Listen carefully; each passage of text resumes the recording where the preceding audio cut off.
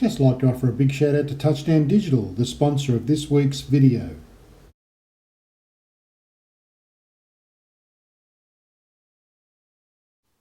Well, good morning everybody. Welcome back to the channel. My name's Glenn Salmon and you're watching Sniper Photography.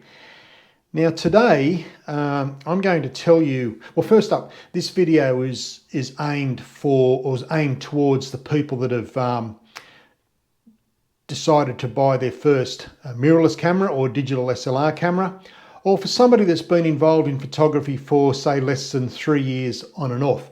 This video is for you. But if you're a seasoned photographer, I suppose you can hang around and watch it as well, and it'll probably give you a few things to think about when it comes to updating to a new camera. Now, basically, what I'm going to mention here is through what I know about the camera companies and what they do. Now, every couple of years, a new camera is released, and what these camera companies are doing, they're relying on a few things. The first thing they're relying on is people realizing or thinking that they need to buy a new camera to improve their photography or to take better images, which quite frankly is incorrect.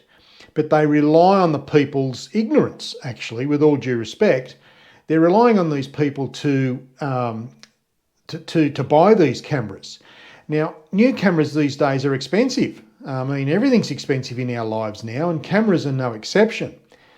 So what they do, they're putting in features that people would never ever use or never need. Like, I think Sony's just released a new camera and it shoots 120 frames per second. That's absolutely fantastic, but it's also ludicrous. I mean, unless you're a highly paid professional photographer in the sports or wildlife, the average Joe out there is not going to buy this camera unless he has plenty of money to burn. So the reason why they put all these so-called features that you supposedly need is to justify the high asking price. Now, keeping in mind, when you buy a new camera, you take it out of the store, take it home and unbox it, you've lost 5% straight up. It's like buying a new car. You've lost 5%. And in the first 12 months, you've lost around about 12% of the value. After the second year, you've lost close to 25%. And after the fourth year, you've lost around about 55 to 60% of the value. So buying a new camera really is not a good option unless you really have to. And it comes down to where your skill level exists. Now, camera manufacturers and camera companies, they're just marketing machines. That's what they are. Now, recently, over the last 2 years, a handful of camera manufacturers or camera companies have put out a survey, and they've realised that the people they need to target are the people in the age bracket of 18 to 25.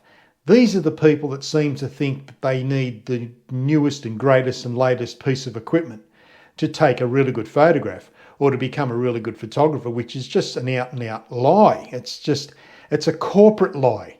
Now, I have, working in this industry for over 40 years, I still have camera manufacturers and camera company representatives contact me all the time. And they're telling me what these camera companies are doing. They're fooling you. They're fooling you into believing that you need the latest and greatest. Recently, Hasselblad released a new camera, and quite frankly, Hasselblad is just a fantastic company. I use Hasselblad cameras in my commercial work, and they're price of a brand new car, and I have 2 of them. But Hasselblad released this camera for the consumer market. Now, as soon as a new camera is released, it gets put on YouTube, and it's not tested. It's just talked about by so-called YouTube photographers. They're not photographers. These people are given these cameras to talk well about them. I don't think they're going to mention the bad points. Just the other day when Hasselblad released that new camera, turned YouTube on and there was 15 videos from 15 different people that they're not photographers. These people are YouTube creators.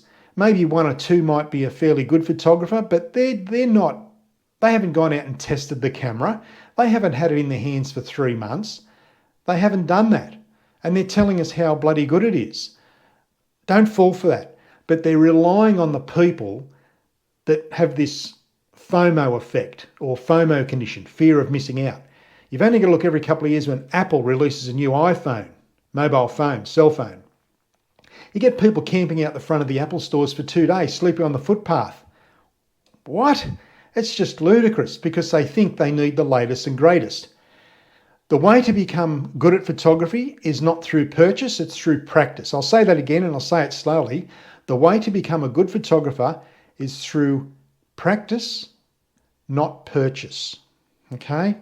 Or not purchase, but practice. Now, they rely on the fact that people seem to think that the better the camera you own, the better the picture you'll take. It's just absolute rubbish. Absolute rubbish. I had a fellow say to me many years ago, "Oh, Glenn, your photos are really good. You must use a really, really good, expensive camera." And I turned around and point blank said to him, in my style, I said, "Yes, I do use a very expensive and very, very good camera. But guess what? I taught it everything it knows." That's right. It's the person behind the camera. So if you're just about to outlay some hard dollars, money you've worked very hard for, on a brand new camera, don't fall for the hype. Basically, don't fall for the corporate jargon.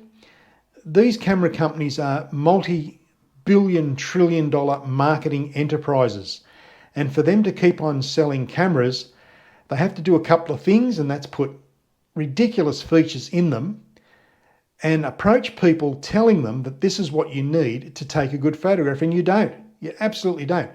The last brand new digital SLR I brought for my personal use was 3 years ago, and it was a second-hand Canon 5D Mark IV. I mean, the fellow paid $5,000 for the body. 2 years later, he sells it. I got it for $1,200, and it only had around about 4,200 and something shutter activations. And when I said to this young chap, "Why are you selling this camera?" He goes, "Oh, I want to get mirrorless. You know, it's I think it'd be much better. You know, friends are using them and their photos are really good." Well, sorry to say, but you've just done probably 3.5, $4,000. I'll take your camera off you. And I brought that camera, and I won't sell that camera. I'll just keep on using it and using it and using it. I'll buy new lenses because that's where the money should be spent. But if you're new to photography or you've only been in it for a short period of time, please, I beg you, don't fall for the hype, and don't consume yourself with these YouTube videos by these so-called YouTube photographers. They haven't tested the camera. They haven't had it out in all types of conditions: snow, rain, wind, sleet, sand, dust. They haven't had that.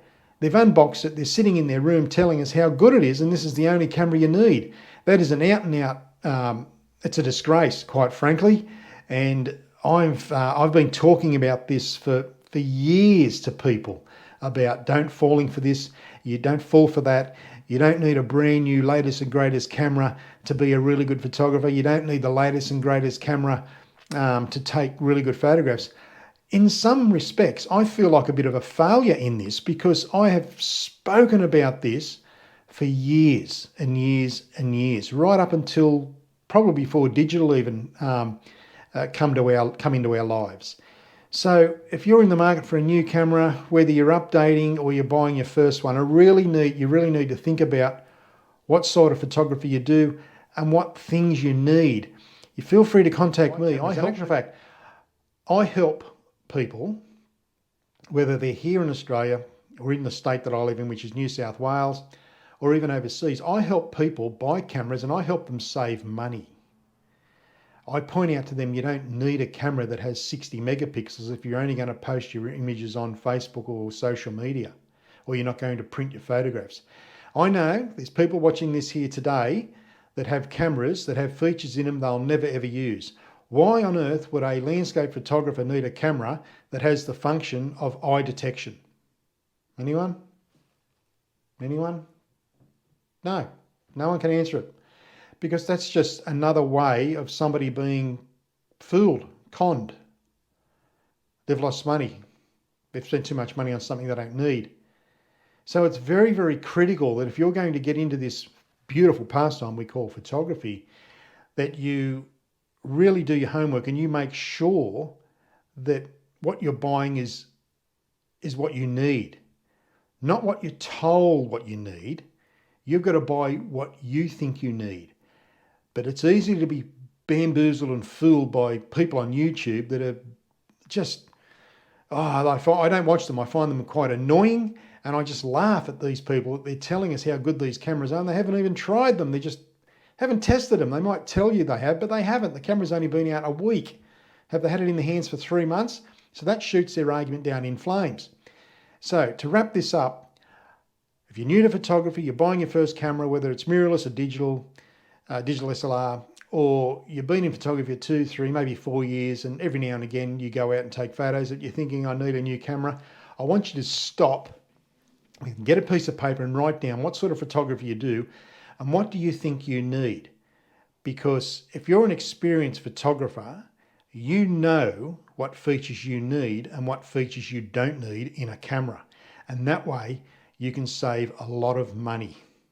This is what it's all about. Don't waste your money and don't be fooled. This is a great subject. I thought I'd put it out there, very controversial, but hey, I'll bring it to you. So I'd love to know what your thoughts are on this. Let me know. I'd certainly get back to you when I can. I love reading your comments. And as I said, it's a very interesting subject and I'd love to hear what you people have to say.